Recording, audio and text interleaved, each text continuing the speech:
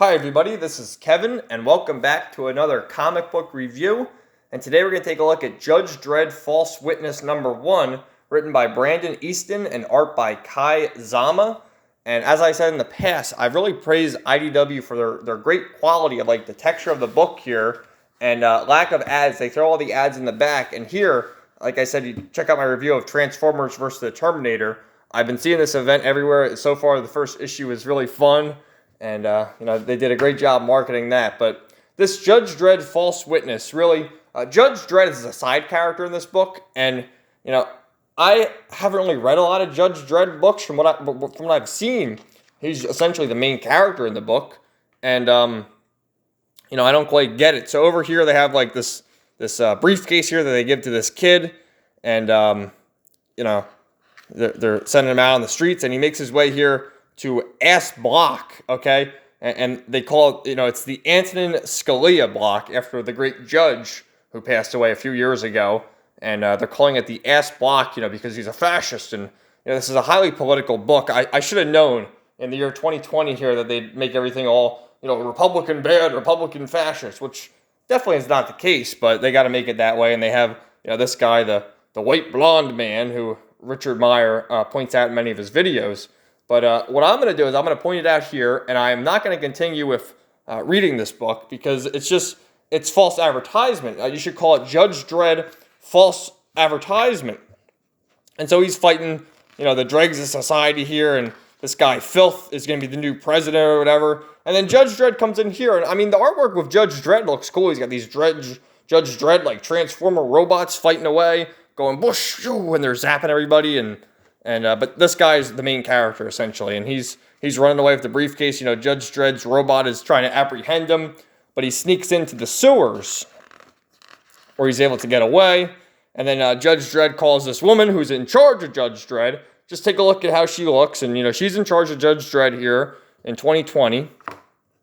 So he's running in the sewers there, and the sewer lines, and Judge Dredd makes his way there, and like I said, the artwork with Judge Dredd looks cool, but then you have White Man Bad. It kind of looks like a young version of Donald Trump in a certain way, and he's the charismatic leader.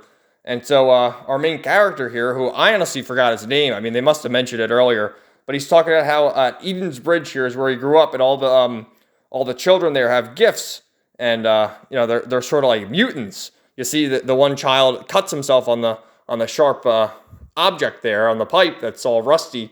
And then his hand heals, and so, the evil fascists are trying to take them and extract their mutant gene.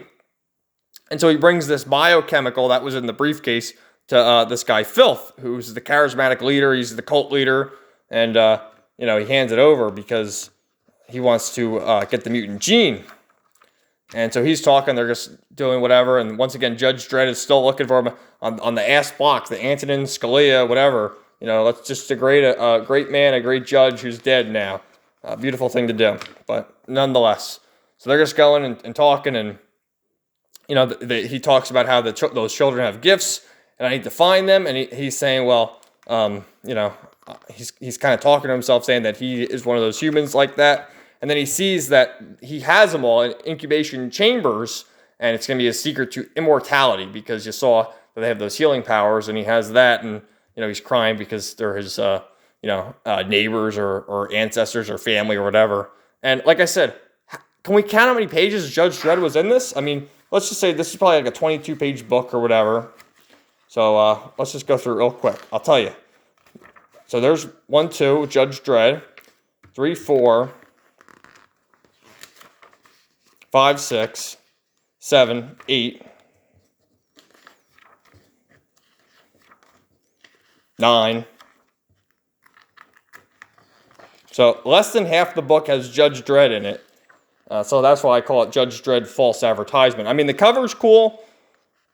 It's drawn very well in the few pages he's in, but it's not a Judge Dredd book. He's the side character.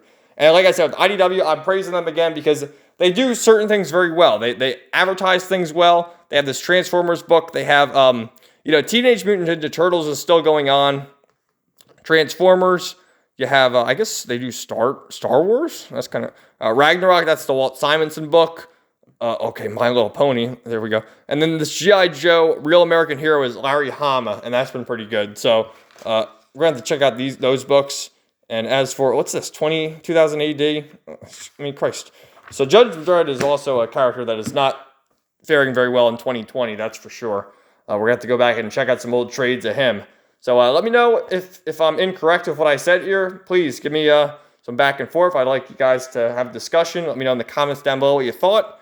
Otherwise, this is not a recommend. And, I'm going to live and learn. I'm not going to keep buying crap books. I'm going to buy books that look appealing. I mean, this cover looks cool.